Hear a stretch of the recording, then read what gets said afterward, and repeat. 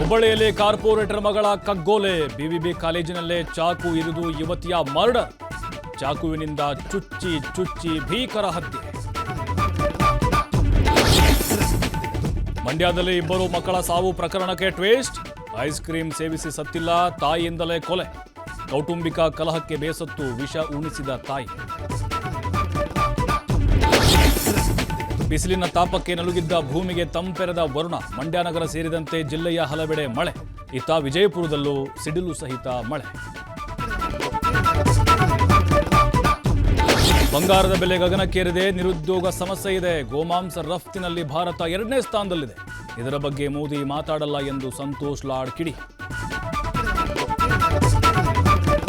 ತಾರಕಕ್ಕೇರಿದ ದೇವೇಗೌಡರು, ಡಿಕೆ ಸಹೋದರರ ವಾಕ್ ಸಮರ. ಜೆಡಿಎಸ್ಗೆ ಚುನಾವಣೆಯಲ್ಲಿ ಸೋಲಿನ ಭೀತಿ ಶುರುವಾಗಿದೆ.